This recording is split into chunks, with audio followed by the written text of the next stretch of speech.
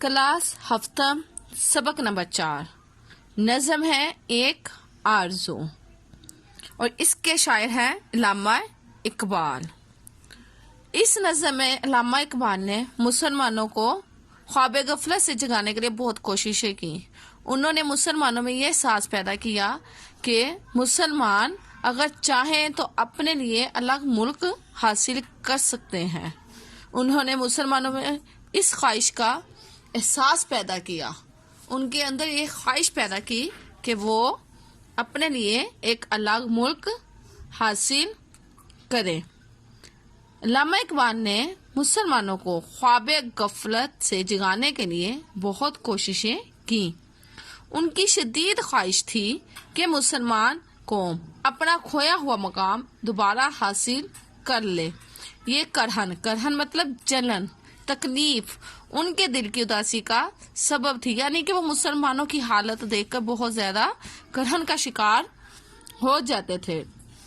ایسے میں یہ نظم جاگتی آنکھوں سے دیکھا جانے والا ایک خواب ہے، اور آپ کو پتہ ہے جس کی تعبیر قائد اعظم نے پوری کی، جس کی تعبیر وہ اس نظم کے آخری اشعار کی صورت میں پانا چاہتے ہیں۔ یہ نظم پاکستان بننے سے پہلے کی، جب انہوں نے مسلمانوں میں اس احساس کو پیدا کیا۔ دنیا کی محفلوں سے اکتا گیا ہوں یا رب، کیا لطف انجمن کا جب دل ہی بجھ گیا ہو۔ محفل آپ کو پتہ بزم، لطف، مزہ، انجمن، محفل۔ اس شعر میں علامہ اقبال کہہ رہے ہیں کہ میں دنیا سے اکتا چکا ہوں، اللہ سے مخاطب ہو کے کہہ رہے ہیں یا اللہ میں دنیا سے اکتا چکا ہوں، میرا ہر قسم کی محفل سے دل بجھ گیا ہے۔ مرتا ہوں خاموشی پر یہ آرزو ہے میری، دامن میں کوہ کے ایک چھوٹا سا جھونپڑا ہو۔ خاموشی یعنی کہ خاموشی، آرزو خواہش، دامن وادی، کوہ پہاڑ۔ اس حصے میں وہ کہہ رہے ہیں کہ میری خواہش ہے کہ میرے ہر طرف صرف اور صرف خاموشی ہو، اور دامن یعنی کہ کوہ، پہاڑ کے دامن میں، پہاڑ کی وادی میں میرا ایک چھوٹا سا جھونپڑا ہو، جھونپڑا مطلب گھر ہو۔ لذت سرود کی ہو چڑیوں کے چہچہوں میں، چشمے کی شورشوں میں باجا سا بج رہا ہو۔ لذت، مزہ، سرود، نغمہ، چڑیوں کے چہچہوں میں، چڑیوں کے بولنے میں، چشمے کی شورشوں مطلب شور۔ اب اسی میں ایک شاعر کہہ رہا ہے کہ جب چڑیوں کی آوازیں آ رہی ہوں تو مجھے ایسا لگ رہا ہو جیسے کہ وہ نغمے گا رہی ہیں، وہ گیت گا رہی ہیں، اور جو چشمے ہیں وہ ان کا ساتھ دے رہے ہیں، ایک باجا بجا رہے ہیں، ایک سر بجا رہے ہیں۔ گل کی کلی چٹک کر پیغام دے کسی کا، ساغر ذرا سا گویا مجھ کو جاہ نما ہو۔ گل کی کلی، کلی کہتے ہیں انکھلا پھول، جو چھوٹا سا پھول ہوتا ہے، چٹک کر یعنی کہ کھل کر، ساغر پیالہ، جہاں نما یعنی کہ پوری دنیا۔ اب اس حصے میں شاعر کہہ رہا ہے کہ جب گل کی کلی یعنی کہ پھولوں کی کلیاں ایک مکمل پھول بنتی ہے تو ایسے لگتا ہے جیسے وہ کسی بات کا پیغام دے رہی ہیں، اور جو میرے جو ساغر ہے، جو پیالہ ہے، میرے لیے وہ پوری دنیا کے لیے کافی ہے۔ ہو ہاتھ کا سرہانا سبزے کا ہو بچھونا، شرمائے جس سے جلوت خلوت میں وہ ادا ہو۔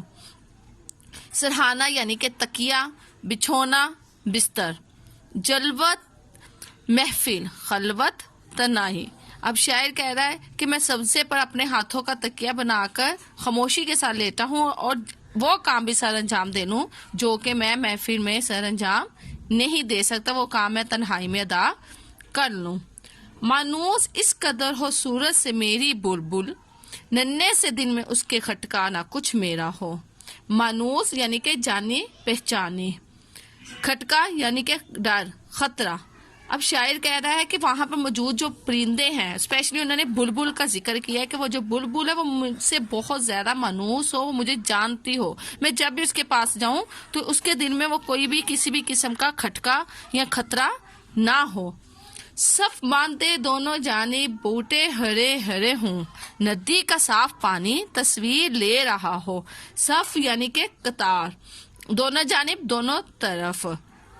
اب یہاں پہ شاعر کہہ رہا ہے کہ جو ندی ہے اس کے دونوں طرف وہ جو بوٹے ہیں وہ کھڑے ہوں، ایک قطار بنا کر کھڑے ہوں، ایسا لگ رہا ہو جیسے کہ کوئی ان کی تصویر کھینچ رہا ہے، یعنی کہ ندی کا صاف پانی۔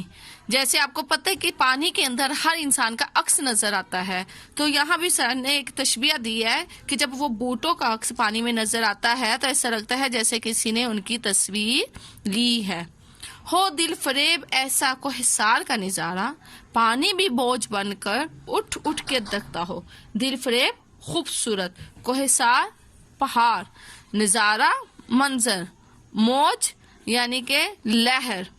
اب اس میں بھی شاعر کہہ رہا ہے کہ جو پہاڑوں کا نظارہ ہے، پہاڑوں کا منظر ہے، وہ بہت خوبصورت ہو، دل کو چھانے والا ہو، اور جو پانی کی لہریں ہیں وہ اٹھ اٹھ کر اس نظارے کو، یعنی کہ وہ گھوم گھوم کر، جھوم جھوم کر اس نظارے کو، خوبصورت منظر کو دیکھنے کے لیے بے چین ہوتی ہوں۔